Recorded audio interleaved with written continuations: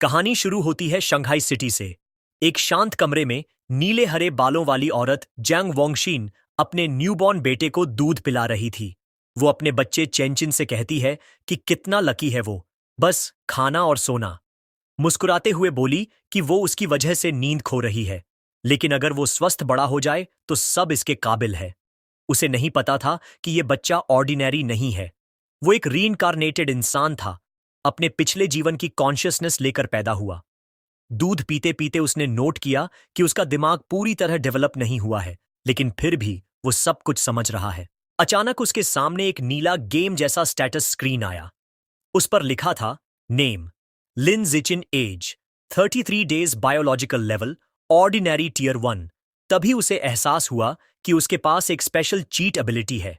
3 महीने की उम्र में लिन जिचिन अपने क्रिब में था और उसके माता पिता जांग वानिन और लिन यान उसे देख रहे थे।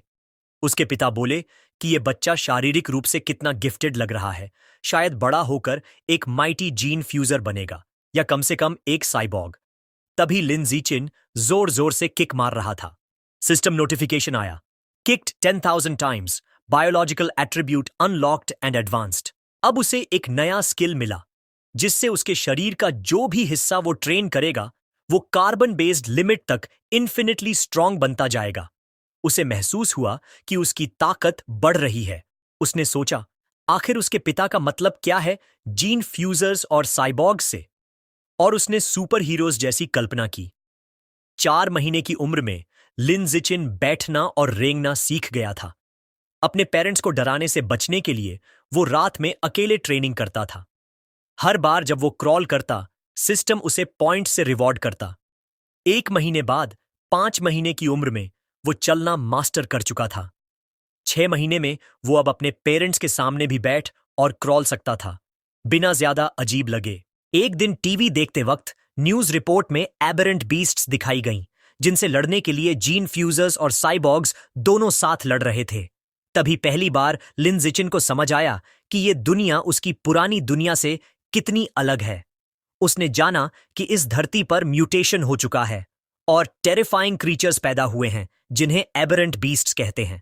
इनसे लड़ने के लिए इंसानों ने 2 रास्ते बनाए। 1. मैकेनिकल असेंशन, जहां इंसान अपने शरीर को टेक्नोलॉजी से मॉडिफाई करके पावरफुल साइबॉग्स बनते हैं। 2. जीन मॉडिफिकेशन, जहां इंसान एबेरेंट बीस्ट्स के जीन्स को अपने साथ फ्यूज करके जीन फ्यूजर्स बनते हैं और मॉन्स्टर्स से अपनी शक्ति से लड़ते हैं। ये सब डेंजर्स समझकर रीइंकार्नेटेड लिन जीचिन ने ठान लिया कि वो अपने सिस्टम का इस्तेमाल करके सुरक्षित बड़ा होगा, धीरे धीरे इवॉल्व करेगा और इस खतरनाक दुनिया में सरवाइव करेगा। एक दिन डोरबेल बजी। जंग वोंगशिन दरवाजा खोलती है और सामने नीली ड्रेस पहनी हुई एक औरत खड़ी है, शू मिंग। वो उनका नया पड़ोसी है। शू मिंग अपने परिवार का परिचय कराती है, अपने पति शेनजानी और छोटी बेटी शेनकिंग हान का, जो एक डॉल पकड़कर खड़ी है। लिन जिचिन उस छोटी लड़की को देखता है जिसके बाल पर्पल हैं।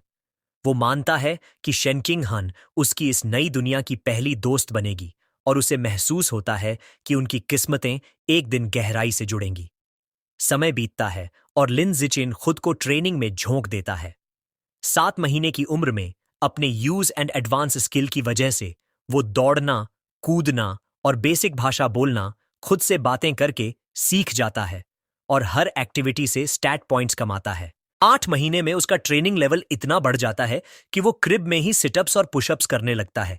लेकिन वो ध्यान रखता है कि जब तक उसके पेरेंट्स आसपास न हो तभी प्रैक्टिस करे। लेकिन एक दिन उसकी मां जैंग वोंगशिन बैल्कनी में जाती है और शॉक्ड हो जाती है जब देखती है कि उसका 8 महीने का बेटा सिटअप्स कर रहा है। वो अपनी आंखें मलती है, यकीन नहीं होता। लेकिन चूंकि वो वेब नॉवेल ऑथर है, इसलिए उसे लगता है कि ये स्ट्रेस की वजह से हेलुसिनेशन है। लिन तुरंत सोने का नाटक करता है, राहत की सांस लेता है और सोचता है कि अब उसे और ज्यादा सावधान रहना होगा। कुछ दिनों बाद नहाते वक्त जैंग वोंगशिन को एक और बड़ा झटका लगता है। वो चिल्लाकर अपने पति लिन यन को बुलाती है। जब वो भागते हुए आते हैं तो वो दिखाती है कि उनका 8 महीने का बेटा डिफाइंड एबीएस बना चुका है। लिन यान हैरान रह जाता है। वो उत्साहित होकर कहता है कि शायद उनका बेटा 1 इन अ मिलियन प्रोडिजी है और उसका भविष्य बहुत ब्राइट होगा। चाहे जीन फ्यूजर बने या साइबॉर्ग। ये जीनियस वाली बातें सुनकर लिन जिचिन चैन की सांस लेता है कि उसका सीक्रेट अभी तक सेफ है। उसे लगता है कि वाकई लकी है जिसके पेरेंट्स दोनों वेब नॉवल ऑथर्स हैं। लेकिन वो ये भी सोचता है कि इस म्यूटेटेड अर्थ पर वो अकेला जीनियस नहीं है। वो और उसकी माँ एक न्यूज रिपोर्ट देखते हैं जिसमें दिखाया जाता है कि एक मार्शल आर्ट्स फैमिली का 2 साल का बच्चा एक हाथ से 20 किलोस का डंबल उठा सकता है। जैंग वोंगशिन अपने बेटे को पास खींचकर गर्व से कहती है कि उसका चेंचिन भी उतना ही अमेजिंग है। लिन जीचिन अपनी माँ की इस कॉन्फिडेंस से भावुक हो जाता है और सोचता है कि क्या वो भी 2 साल की उम्र में 20 किलोज उठा पाएगा। जब लिन जीचिन सचमुच 2 साल का होता है, उसकी ट्रेनिंग रंग लाती है। उसने लो प्रोफाइल रखते हुए गुप्त रूप से अपनी ताकत डेवलप की होती है। अब वो आसानी से एक हाथ से 20 किलोज का वेट स्टोरेज रूम में उठा लेता है। लेकिन उसका सेशन बीच में रुक जाता है जब उसकी माँ बुलाती है कि हान हान शेनचिंग हान का निकनेम खेलने के लिए आ गई है। चौंक कर उसने वेट नीचे रखा और बाहर चला गया। उसने दरवाजा खोला तो सामने शेनिंग हान खड़ी थी, जो अब 2 साल की हो चुकी थी और वह उसे एक टाट दे रही थी। लिन जिचिन अंदर ही अंदर सोचता है कि उनकी अलग मेंटल एज होने की वजह से वो नॉर्मल बच्चों की तरह गेम्स नहीं खेल पाते। जहां हान हान एक टिपिकल टॉडलर है, वहीं वो हर पल ट्रेनिंग में लगाता है। उसने उसके साथ टाइम बिताने का एक यूनिक तरीका खोज लिया था। क्योंकि हान हान हमेशा उसके पास रहना पसंद करती थी, वो उसके लिए perfect custom sized weighted vest बन जाती थी एक्सरसाइजेस के दौरान। लेकिन एक प्रॉब्लम बार बार रिपीट होती थी और उसे फिर याद आ गई जब उसने एक गर्म नमी महसूस की। उसने चिल्लाकर कहा कि हान हान ने फिर से उस पर पेशाब कर दिया है। एक और साल बीत गया। 3 साल की उम्र में लिन जिकिन की स्ट्रेंथ एक्सपोनेंशियली बढ़ चुकी थी और अब वो एक हाथ से 40 किलो का वेट आसानी से उठा सकता था। टीवी देखते समय उसने एक रिपोर्ट देखी जिसमें एक 4 साल का प्रोडिजी 30 किलो का डंबल उठा रहा था। उसने संतुष्टि से नोट किया कि वो पहले से ही उससे ज्यादा स्ट्रांग है। लेकिन अपनी प्रोग्रेस के बावजूद उसका सिस्टम अभी भी उसे ऑर्डिनरी टीयर 1 दिखा रहा था। उसने सोचा कि टीयर 2 तक पहुंचने के लिए आखिर उसे और क्या करना होगा। इन्हीं सवालों के साथ उसने पहली बार अपने घर से बाहर कदम रखा। बाहर की दुनिया एक स्टनिंग फ्यूचरिस्टिक सिटीस्केप थी, जहां बीस्टमैन और साइबॉग्स नजर आ रहे थे। उसने अंदाजा लगाया कि यही वो जीन फ्यूजर्स और साइबॉग्स हैं जिनके बारे में उसने सुना है। अपनी माँ और पड़ोसियों शू मंग और शेन चिंगान के साथ वो लाइब्रेरी की ओर गया। क्योंकि उसके पेरेंट्स उसे इलेक्ट्रॉनिक डिवाइसेस इस्तेमाल नहीं करने देते थे, उसके लिए books he best source of information थे। लाइब्रेरी पहुंचकर उसकी मां ने उसे बच्चों वाले सेक्शन की तरफ इशारा किया, लेकिन लिन जिचिन सीधे एडवांस्ड इंसाइक्लोपीडियाज की तरफ बढ़ गया और चिंतित शेनिंग हान उसके पीछे पीछे चल दी। दोनों माताएं हैरानी से देख रही थीं। शू मंग ने पूछा कि उसे ये बुक्स क्यों पसंद है, तो जांग वांग ने अंदाजा लगाया कि ये उसकी जीनियस जीन्स की वजह से है। शेनिंग हान ने उसे कुकीज ऑफर की, लेकिन लिन जिचिन अपनी रीडिंग में पूरा डूबा हुआ था। इन बुक्स से उसने सीखा कि सारी लाइफ को 6 बायोलॉजिकल लेवल्स में डिवाइड किया गया है। Ordinary, advanced, rare, epic, legendary और मिथिकल, और हर लेवल को 9 टीयर्स में बांटा गया है। उसने महसूस किया कि उसके पेरेंट्स जैसे नॉर्मल इंसान तो बिल्कुल नीचे हैं। ऑर्डिनरी टीयर 1 यानी हायर लेवल बीइंग्स की तुलना में बिल्कुल चींटी जैसे इनसिग्निफिकेंट। ये नॉलेज लिन जिचिन के अंदर एक आग जला गई। उसे अपनी ट्रेनिंग और तेज करनी थी, लेकिन कवर बनाए रखते हुए। तभी उसके सिस्टम ने उसे एक नया क्वेस्ट दिया। 100 मिलियन कैरेक्टर्स पढ़ो और सेलेस्टियल राउट ऑफ विजडम का रिवॉर्ड पाओ।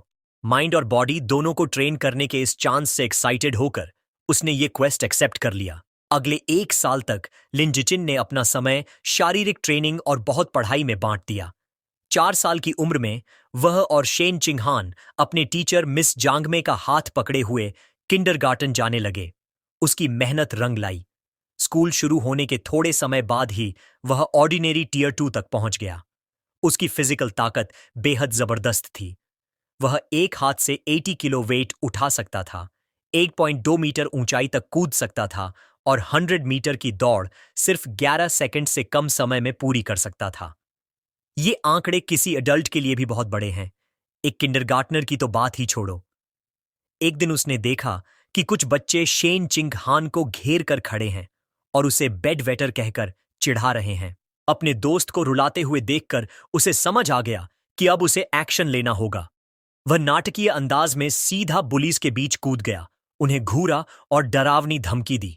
अगर किसी ने फिर से हान हान को सताया तो वो हर दिन उनके बेड पर पेशाब कर देगा। उसकी ये बचकानी लेकिन डरावनी धमकी काम कर गई।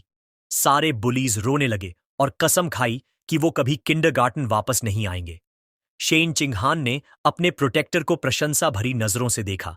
इस काम से उसके सिस्टम ने एक नया अचीवमेंट अनलॉक किया, किंडरगार्टन किड किंग का टाइटल और साथ ही एक नई क्वेस्ट सीरीज भी। लिन बेहद खुश था कि अब वह एक साथ कई क्वेस्ट्स पर काम कर सकता है। आधा साल बाद उसने अपना रीडिंग क्वेस्ट पूरा कर लिया। उसने 100 मिलियन कैरेक्टर्स पढ़ लिए थे और उसे इनाम मिला, सेलेस्टियल रूट ऑफ विजडम, जिसने उसे परफेक्ट याददाश्त और पीक ह्यूमन लर्निंग एबिलिटी दी। समय तेजी से बीता और जल्द ही वह और शेन चिंगहान लगभग 7 साल के हो गए, अपने किंडरगार्टन ग्रेजुएशन फोटो के लिए पोज करते हुए। वेकेशन में भी लिन जिचिन ने आराम नहीं किया। अब वह इतना ताकतवर हो गया था कि 200 किलो बारबेल से ट्रेनिंग कर सकता था। छुट्टियों के दौरान उसकी एबिलिटीज नई ऊंचाइयों पर पहुंच गईं। वह 2 मीटर से भी ऊंचा कूद सकता था और 100 मीटर की दौड़ में 8 सेकंड बैरियर तोड़ चुका था, 7.98 सेकंड्स का समय लेकर। उसका दिमाग भी उतना ही तेज हो चुका था, उसकी नई एबिलिटी से बूस्ट होकर। उसने पहले ही एलिमेंट्री स्कूल का ज्यादातर सिलेबस खत्म कर लिया था। उसकी नई जिंदगी सनशाइन एलिमेंट्री स्कूल में शुरू हुई, क्योंकि वह एडवांस्ड सब्जेक्ट्स खुद ही पढ़ रहा था। एकेडमिक कॉम्पिटिशन्स उसके लिए आसान थे। उसने effortlessly national elementary school academic competition में पहला स्थान हासिल कर लिया, सिर्फ अपना टाइटल जल्दी अनलॉक करने के लिए। जब भी उसे फ्री टाइम मिलता, वह शेन चिंगहान को प्राइवेट ट्यूटरिंग देता। वो भले एक्सेप्शनल टैलेंट नहीं थी, लेकिन मेहनती जरूर थी। उसकी मदद से उसकी ग्रेड्स तेजी से इंप्रूव हो गईं। सिर्फ एक सेमेस्टर बाद ही वह क्लास में दूसरे नंबर पर आ गई, जबकि लिन जिचिन पहले स्थान पर था। अपनी क्वेस्ट को स्पीड अप करने के लिए उसने स्कूल स्पोर्ट्स मीट्स में भी हिस्सा लिया और हर रिकॉर्ड तोड़ डाला। उसे लगा था कि उसकी स्कूल लाइफ इसी प्रिडिक्टेबल रूटीन में चलती रहेगी, लेकिन तभी एक नया स्पेशल ट्रांसफर स्टूडेंट आया। टीचर ने नए स्टूडेंट का परिचय कराया, एक लड़की लंबे सिल्वरी ब्लू बालों के साथ, जिसका नाम था बाय। लिन जिचिन ने तुरंत समझ लिया कि वह अलग है। जैसे ही वह दरवाजे पर खड़ी हुई, उसे फेंट अनयूजुअल ऑरा महसूस हुआ, जो किसी नॉर्मल इंसान की नहीं थी। जैसे ही नई ट्रांसफर स्टूडेंट बाईशुअर सीट ढूंढने के लिए अंदर चली, बाकी स्टूडेंट्स जिज्ञासा से उसे देखने लगे। शेनचिंग हन झुककर लिन जिचिन, जिसे वो प्यार से श्याओचेन बुलाती है, से फुसफुसाती है कि बैशु के बाल कितने सुंदर हैं, बिल्कुल विंटर की स्नोफ्लेक्स जैसे। लेकिन लिन जिचिन का मूड ब्यूटी पर बात करने का नहीं था। जैसे ही बयू उसके पास आकर बैठी, उसका ध्यान उस अजीब नॉन ह्यूमन ऑरा पर था जो वो उससे महसूस कर रहा था। उसने सोचा, क्या ये कोई जीन फ्यूजर है या फिर किसी का डिसेंडेंट? आने वाले दिनों में बाई सबके लिए एक रहस्य साबित हुई। वो किसी से बात नहीं करती थी और जैसे ही क्लास खत्म होती, अपना सिर डेस्क पर रख देती और बिल्कुल हिलती भी नहीं। वो तो बमुश्किल वॉशरूम के लिए भी उठती थी। शुरुआत में बच्चे क्यूरियस थे, यहां तक कि उसके सोते हुए फोटोज भी लेते थे। लेकिन जब उसका बिहेवियर वैसा ही रहा तो सबका इंटरेस्ट चला गया और क्लासरूम फिर से नॉर्मल हो गया। लेकिन 1 महीने बाद यह शांति टूट गई। एक अजीब फिनोमिनन शुरू हुआ। बावर के शरीर से एक सफेद चिपचिपा लिक्विड निकलने लगा। वो सब्सटेंस बहुत बदबूदार था और उसके कपड़ों और पैरों पर बहता रहा। बाकी स्टूडेंट्स ने घृणा से रिएक्ट किया और शिकायत करने लगे कि स्मेल कितनी खराब है। एक लड़का मजाक उड़ाते हुए गंदी बातें करने लगा और फिर अपनी पानी की बोतल उस पर उड़ेल दी, कहते हुए कि वो उसे वॉश कर रहा है। अपमानित और भीगी हुई बिशु ने डेस्क पर अपनी मुट्ठी भींच ली। आंसू उसके चेहरे पर बहने लगे और वो हल्की हल्की सिसकियों के साथ रोने लगी। बुलीज उसकी हालत देखकर जोर जोर से हंसने लगे। अपनी डेस्क से देखते हुए शेनकिंग हान ने चिंता भरी नजरों से लिन जिचिन से पूछा, क्या हम उसकी मदद कर सकते हैं? लिन जिचिन उलझन में था। उसने तो शुरू से महसूस किया था कि बायू खतरनाक है, तो फिर वो क्यों रो रही है? लेकिन उसने मदद करने का फैसला किया। जैसे ही वो बुलीज की तरफ बढ़ा, उसने अपनी सोच फिर से बदली। शायद वो सचमुच कोई खतरा नहीं, बस एक कमजोर लड़की थी जिसे सताया जा रहा था, और उसे कदम उठाना ही होगा। लिनीचुन सीधा मेन बुली के पास गया और उसकी कॉलर पकड़ ली। उसने नाम लेकर कहा, ग्वानचुन। एक डरावनी मुस्कान के साथ उसने उसे ऑर्डर दिया कि तुरंत बूमाओं की डेस्क साफ करो। ग्वानचुन डर के मारे हकलाने लगा और बोला, हाँ, अभी साफ करता हूं। बाकी बुलीज को भी पता था कि अब वो फंस चुके हैं, क्योंकि लिंडसी का नाम स्कूल में बदनाम था, पढ़ाई और लड़ाई दोनों में माहिर। यहां तक कि 6th ग्रेडर्स भी उससे पंगा नहीं लेते थे। डरकर सबने जल्दी जल्दी टिश्यूज उठाए और मेस साफ कर दिया। जब डेस्क साफ हो गई तो लिंडसियन की नजरें पूरे ग्रुप पर घूमी। उसने सबको ऑर्डर दिया कि तुरंत माफी मांगो। बुलीज पसीने से तरबतर डरते डरते लाइन में खड़े हो गए और सिर झुकाकर माफी मांगी, वादा किया कि अब कभी उसे तंग नहीं करेंगे। बुलीज के जाने के बाद बायू ने ऊपर देखा। उसकी आंखें आंसुओं से भरी थीं। उसने लिन जिचिन और शेन चिंगहान दोनों को शुक्रिया कहा। शेनिंगहान ने उसका कंधा थपथपाया और कहा, क्लासमेट्स को एक दूसरे की मदद करनी चाहिए। उस दिन से शेनिंगहान ने ठान लिया कि वो उस चुपचाप रहने वाली सफेद बालों वाली लड़की की दोस्त बनेगी और हर बार लिन जिचिन को भी अपने साथ घसीट लाती थी।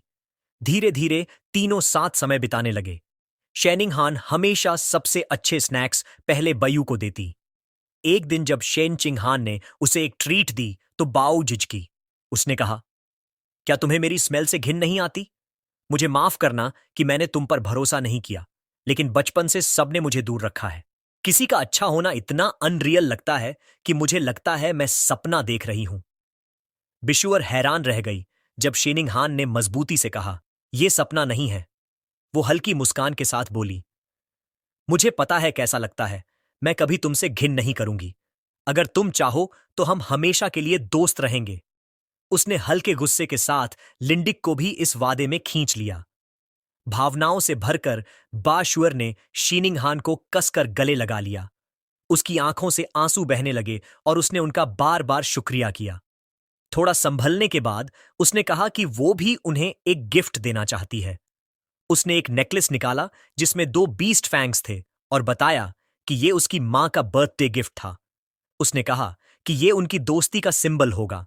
शेनिंगहन ने खुशी खुशी हामी भरी।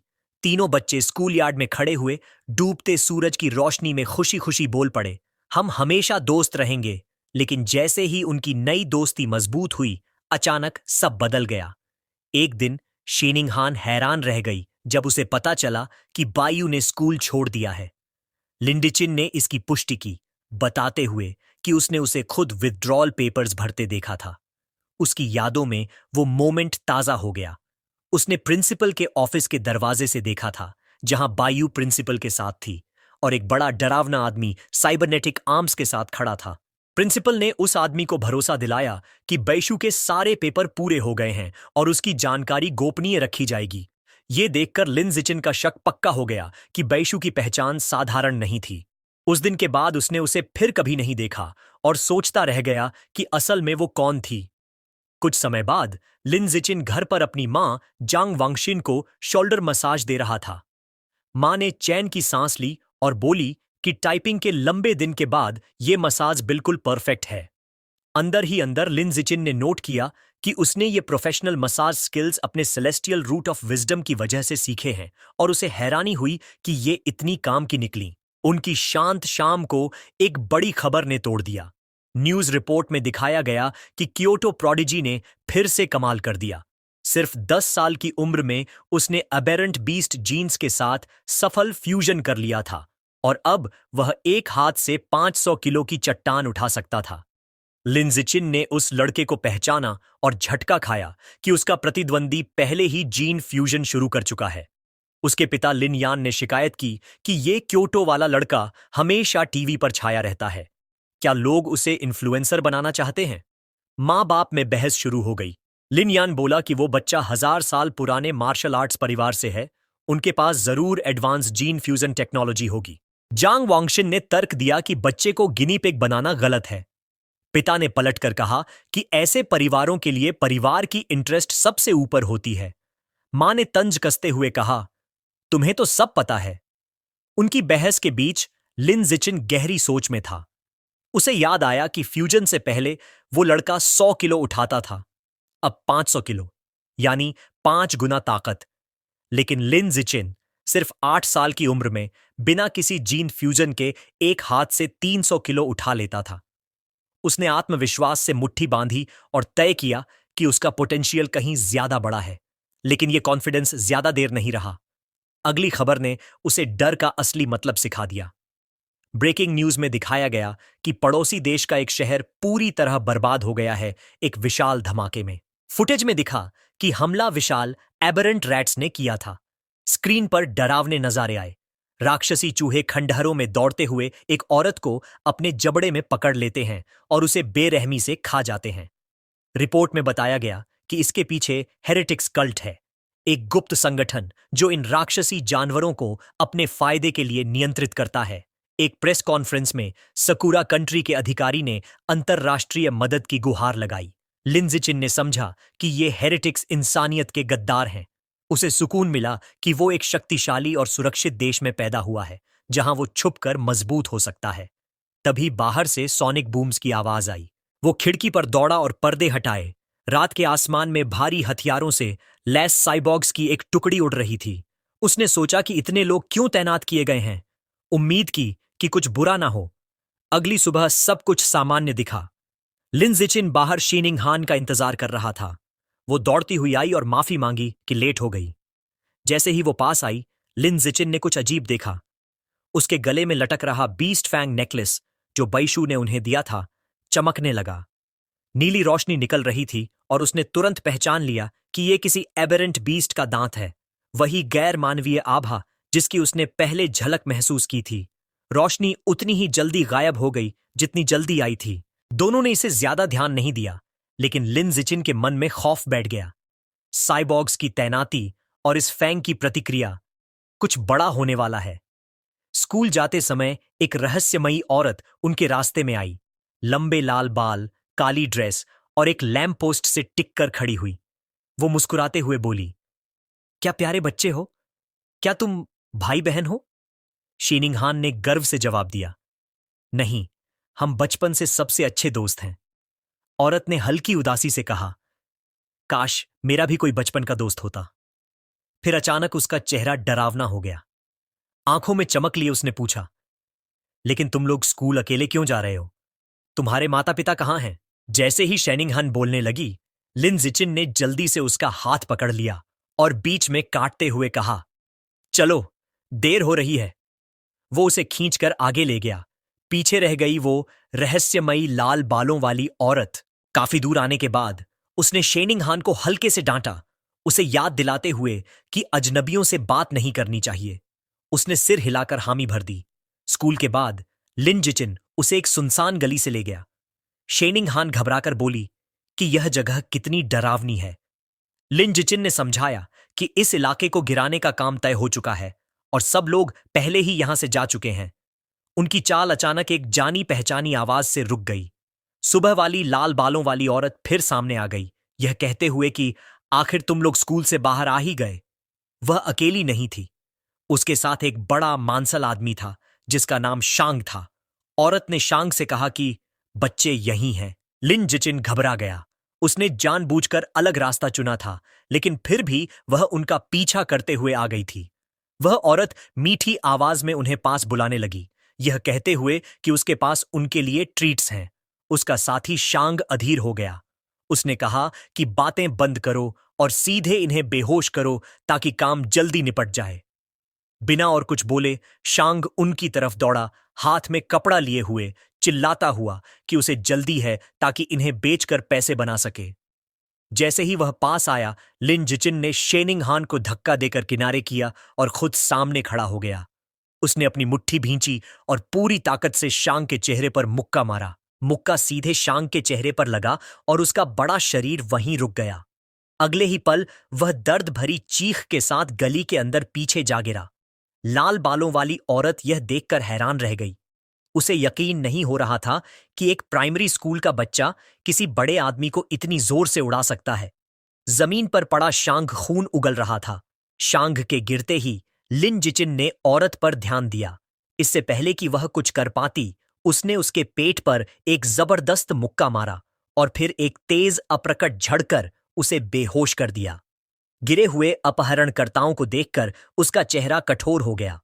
उसने पास की एक ईंट उठाई और सोचा कि सुनसान गली में कोई कैमरा नहीं है, इसलिए इन्हें यहीं खत्म करना होगा। अगर ये जिंदा रहे तो उसकी असली ताकत सबको पता चल जाएगी और उसका छिपकर मजबूत बनने का प्लान बिगड़ जाएगा। लेकिन ठीक उसी समय जमीन बुरी तरह हिलने लगी। एक भयंकर भूकंप ने गली को हिला दिया। अचानक एक विशाल पंजा पास की दीवार तोड़कर बाहर निकला। अगले ही पल धूल और मलबे से एक दैत्याकार विकृत चूहा बाहर आया। वह राक्षसी चूहा बच्चों को नजरअंदाज कर सीधे बेहोश औरत की ओर झपटा, लेकिन उसे खाने के बजाय उसने पंजे से उसका सिर धड़ से अलग कर दिया। फिर उसने कटा हुआ सिर उठा लिया। यह देखकर शेनिंग हान चीख पड़ी। खतरे को पहचानते हुए लिन जिचिन ने उसे अपनी बाहों में उठा लिया और बोला, यह एक दैत्य चूहा है, हमें सुरक्षित जगह भागना होगा। वह तुरंत मुड़ा और उसे लेकर भाग निकला। भागते भागते अचानक आसमान में लाल और सुनहरे रंग की एक चमक दौड़ती है। एक फीमेल साइबॉर्ग जिसकी सुनहरी बाल थे और हेलमेट पर खरगोश जैसे कान लगे थे, बिजली जैसी तेजी से गली में आ उतरती है। उसकी गति इतनी अविश्वसनीय थी कि वो मानो धुंधली परछाई की तरह मॉन्स्टर चूहे के पास से निकल गई। लिन जिचिन के कंधे के ऊपर से देखते हुए शेनिंग हान हैरान होकर चिल्लाती है कि वो साइबॉर्ग कितनी तेज है। साइबॉर्ग बड़ी निपुणता से मॉन्स्टर के पीछे उतरती है और हमला करने की तैयारी करती है। उसका दस्ताना चमक उठता है और वो अपना हथियार चार्ज करते हुए ऐलान करती है, एनेस्थेटिक स्मोक। वो प्रोजेक्टाइल दागती है जो गली को हिला देने वाले धमाकों के साथ फटते हैं। लिन जिचिन तुरंत शेनिंग हान को अपनी बाहों से ढककर ब्लास्ट से बचाता है। विस्फोटों में फंसा मॉन्स्टर चूहा दर्द में दहाड़ता है और एनेस्थेटिक धुएं से चकरा जाता है। मौका देखते ही साइबॉर्ग आगे बढ़ती है और तेज वारों की झड़ी लगाकर कमजोर जानवर को खत्म कर देती है। बाद में लिन जिचिन घर पर न्यूज रिपोर्ट देखता है जिसमें इस घटना को दिखाया जाता है। वो लड़ाई का गहराई से विश्लेषण करता है और निष्कर्ष निकालता है कि उस साइबॉर्ग की ताकत बहुत ऊंची नहीं थी। उसे पहले मॉन्स्टर को कमजोर करना पड़ा और फिर भी उसे खत्म करने में पूरे 7 मिनट लगे। वो सोचता है कि मॉन्स्टर चूहे कितने खतरनाक जीव होते हैं, जो 10 मीटर से ज्यादा लंबे हो सकते हैं और ऑर्डिनरी 5th टियर तक पहुंच सकते हैं। हालांकि वो दोनों सुरक्षित बच निकले। यह घटना उसे फिर याद दिलाती है कि यह दुनिया कितनी खतरनाक है। वह निश्चय करता है कि उसे और भी कठोर प्रशिक्षण करना होगा ताकि खुद को और अपने अपनों को बचा सके। इसके बाद उसे अपने ट्रेनिंग स्पेस में देखा जाता है जहां वो भारी बारबेल के साथ वेटेड स्क्वाट्स कर रहा होता है। सिस्टम उसे इसके लिए पॉइंट्स से पुरस्कृत करता है। भले ही मॉन्स्टर चूहों का खतरा मंडरा रहा है, जिंदगी आगे बढ़ती रहती है। कुछ ही समय बाद लिन जिचिन और शेनिंग हान अपने 9वें जन्मदिन का जश्न मनाते हैं। दोनों परिवार एक बड़े केक के इर्द गिर्द जमा होते हैं। विश मांगने के बाद दोनों एक दूसरे को तोहफे देते हैं। अपनी सेलेस्टियल रूट ऑफ विजडम की बदौलत लिन जिचिन ने सिर्फ एक रात में खुद से नक्काशी सीख ली थी और शेनिंग हान के लिए बारीक डिजाइन वाला लकड़ी का हेयर पिन बना डाला। शेनिंग हान बहुत खुश हो जाती है, उसे बालों में लगाकर मुस्कुराती है और कहती है कि उसे यह बहुत पसंद है। समय तेजी से बीतता है और दोनों एलिमेंट्री स्कूल से ग्रेजुएट होकर मिडिल स्कूल शुरू करते हैं। इसी समय सिस्टम उसे नोटिफाई करता है कि उसने 9 साल की कंपल्सरी एजुकेशन पूरी करके नया अचीवमेंट हासिल किया है। किंडरगार्टन किड किंग और एलिमेंट्री स्कूल टॉप डॉग दोनों टाइटल्स अनलॉक हो जाते हैं। वो उत्साहित हो जाता है कि अगला टाइटल मिडिल स्कूल ओवरलॉर्ड होगा, जिससे उसे survival of the fittest attribute मिलेगा। छुट्टियों के दौरान भी वो हाई इंटेंसिटी ट्रेनिंग करता है। उसके ट्रेनिंग सेशन में शामिल होता है पीठ पर भारी चट्टान रखकर 1000 पुशअप्स, जिससे उसकी स्टैट्स में भारी बढ़ोतरी होती है। उसकी मेहनत रंग लाती है। स्कूल शुरू होने से ठीक पहले 10 किलोमीटर दौड़ के बाद उसका सिस्टम ऐलान करता है कि उसकी बायोलॉजिकल लेवल बढ़कर ऑर्डिनरी 3rd टियर तक पहुंच गई है। उसके शारीरिक गुण आश्चर्यजनक रूप से बढ़ गए थे। अब वह एक हाथ से 700 किलो उठा सकता था, 4 मीटर ऊंचाई तक कूद सकता था और 100 मीटर की दौड़ केवल 6 सेकंड में पूरी कर सकता था। अपनी ताकत बढ़ते हुए देखकर वह सोचता है कि क्योटो का प्रोडिजी अब किस स्तर पर पहुंच चुका होगा। संयोग से स्कूल शुरू होने से एक रात पहले टीवी पर एक नई खबर प्रसारित होती है। रिपोर्ट में बताया जाता है कि अब 14 साल का हो चुका प्रोडिजी विशाल चींटी के जीन के साथ फ्यूज हो चुका है और एक हाथ से 2000 किलो का मिश्र धातु ब्लॉक उठा सकता है। लिन जिचिन गणना करता है कि चूंकि विशाल चींटी के जीन ताकत को 4 से 8 गुना तक बढ़ा देते हैं, तो प्रोडिजी की असली ताकत बिना जीन के सहारे लगभग 500 किलो ही है। इसका मतलब यह था कि वह अब भी बुनियादी रूप से प्रोडिजी से ज्यादा ताकतवर है। यह सोचकर उसके चेहरे पर मुस्कान आ जाती है और वह कल्पना करता है कि भविष्य में जीन फ्यूजन के साथ वह कितना शक्तिशाली बनेगा। अगले दिन मिडिल स्कूल शुरू होता है। शहर का टॉप स्टूडेंट होने की वजह से सभी बेहतरीन मिडिल स्कूल्स ने उसे अपने यहां बुलाने की कोशिश की थी, लेकिन उसने शंघाई मिडिल स्कूल का निमंत्रण स्वीकार किया, इस शर्त पर कि शेनिंग हान भी उसी की क्लास में होगी। रजिस्ट्रेशन के समय प्रिंसिपल और नए क्लास टीचर उनका स्वागत करते हैं और बताते हैं कि वे उस पर कितना भरोसा कर रहे हैं। थोड़ी औपचारिक बातों के बाद वह बहाना बनाकर शेनचिंग हान के साथ वहां से निकल जाता है। दरअसल शंघाई मिडिल स्कूल चुनने का असली कारण उसकी बेहतरीन खेल सुविधाएं थीं। उन्होंने तय किया था कि क्लास शुरू होने से पहले स्कूल के कोर्ट पर बैडमिंटन खेलेंगे। कोर्ट पर उत्साहित शेनिंग हान कहती है कि अब खेल शुरू करना चाहिए। वह शॉट लगाते हुए अपने अंदाज में उसे फेरीज कर्व बॉल कहती है। लिन जिचिन आसानी से शटलकॉक को हवा में पकड़ लेता है, लेकिन उनका खेल बीच में ही रुक जाता है। एक ग्रुप सीनियर स्टूडेंट्स वहां आ जाता है और उनका लीडर, जिसने उलटी कैप पहन रखी थी, शटलकॉक छीन लेता है और कहता है कि यह कोर्ट उनके लिए रिजर्व है। उसके दोस्त मजाक उड़ाते हुए कहते हैं कि शेनिंग हान चाहें तो उनके साथ खेल सकती है। शेनिंग हान डटकर जवाब देती है कि उन्हें नियमों का पालन करना चाहिए और वे लोग पहले आए थे। लिन जिचिन उसकी ओर बढ़ते सीनियर्स को ठंडी नजर से देखता है और सख्त लहजे में कहता है कि वह शेनिंग हान से दूर रहें और याद रखें कि पहले आओ पहले पाओ का नियम लागू होता है। लीडर घमंडी अंदाज में हंसते हुए कहता है कि अब कोर्ट उसी का है। वह शटलकॉक उठाता है और सर्व करने ही वाला होता है कि लिन जिचिन हरकत में आ जाता है। वह ठंडे स्वर में कहता है कि अब से यहां सिर्फ उसके नियम चलेंगे। वह जबरदस्त ताकत के साथ उछलता है और शटलकॉक को इतनी तेजी से स्मैश करता है कि वह सफेद धुंध की तरह कोर्ट के पार निकल जाता है। ताकत इतनी जबरदस्त होती है कि लीडर के पास रिएक्ट करने का भी वक्त नहीं मिलता। टकराव से उसका रैकेट चकनाचूर हो जाता है और उसकी कैप उड़कर गिर जाती है। सीनियर्स के चेहरे पर पसीना और डर साफ झलकता है। वे कांपते हुए सोचते हैं कि क्या लिन जिचिन इंसान भी है या फिर कोई जीन फ्यूजर। उनमें से एक घबराकर कहता है कि अगर शॉट थोड़ा सा भी इधर उधर हुआ होता तो उनके बॉस का सिर उड़ गया होता।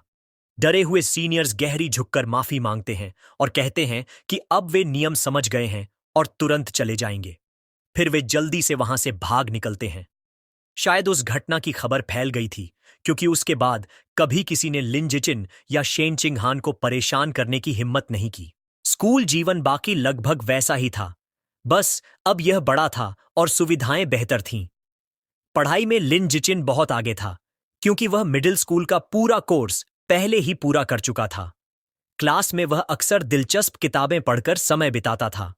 रात को वर्कआउट के बाद वह अपने सेलेस्टियल रूट ऑफ विजडम का इस्तेमाल कर ऑनलाइन नए नए स्किल्स सीखता, जैसे कुकिंग, फोटोग्राफी, ड्राइविंग, स्विमिंग और कई तरह के खेल। Middle school Overlord title unlock करने के लिए उसने सिर्फ हर विषय में पहला स्थान ही नहीं पाया, बल्कि स्कूल को नेशनल प्रतियोगिताओं में भी रिप्रेजेंट किया। और आखिरकार वह ढेरों ट्रॉफीज के बीच खड़ा दिखाई दिया। प्रोफाइल बनाए रखने के लिए वह जानबूझकर हर प्रतियोगिता में पहला स्थान नहीं लेता था। पूरा एक सेमेस्टर बीत गया, लेकिन टाइटल अब तक अनलॉक नहीं हुआ। हालांकि उसके शानदार प्रदर्शन ने उसे कई फैन गर्ल्स दिला दी, जो उसकी डेस्क पर ढेरों लव लेटर्स छोड़ जाती थीं, लेकिन उसने उन सबको नजरअंदाज कर दिया। शेन चिंग हान को ट्यूशन देने के अलावा वह आने वाले स्कूल स्पोर्ट्स फेस्टिवल पर ध्यान केंद्रित कर रहा था। उसे विश्वास था कि अगर उसने उसमें पूरी तरह दबदबा बना लिया तो आखिरकार टाइटल अनलॉक हो जाएगा। फेस्टिवल के लिए उसने सिर्फ 3 इवेंट्स चुने, शॉट पुट, हाई जंप और स्प्रिंटिंग, जो क्रमशः ताकत, छलांग और गति का प्रतिनिधित्व करते थे। शॉटपुट में उसने आश्चर्यजनक 201.1 मीटर तक थ्रो किया। हालांकि उसने खुद को सुपर ह्यूमन न दिखाने के लिए काफी कंट्रोल किया, फिर भी वह आसानी से तीनों इवेंट्स में पहला स्थान ले गया। जब वह शेनिंगहान के साथ बैठा अपना गोल्ड मेडल निहार रहा था, तभी उसे अपने शरीर में नई ताकत उभरती हुई महसूस हुई। एक सिस्टम नोटिफिकेशन प्रकट हुआ जिसमें घोषणा हुई कि उसकी उपलब्धियां बाकी सभी छात्रों से बहुत आगे निकल जाने के कारण उसने middle school Overlord title unlock कर लिया है। तीनों स्कूल एज टाइटल्स अनलॉक होने के साथ ही dominant 9 years of compulsory education achievement पूरा हो गया और उसे नया बायोलॉजिकल एट्रीब्यूट मिला, सर्वाइवल ऑफ द फिटेस्ट। उस ताकत को अपने अंदर बहता महसूस करते हुए लिन जिचिन ने संतोष के साथ महसूस किया कि टाइटल आखिरकार अनलॉक हो गया है। तो दोस्तों, आज के लिए इतना ही। जैसे ही न्यू चैप्टर रिलीज होगा, मैं नेक्स्ट पार्ट का एक्सप्लेन कर दूंगा, तो सब्सक्राइब, लाइक और शेयर जरूर करना। साथ ही वीडियो को हाइप भी दे देना। मिलते हैं नेक्स्ट पार्ट में, तब तक के लिए सयोनारा।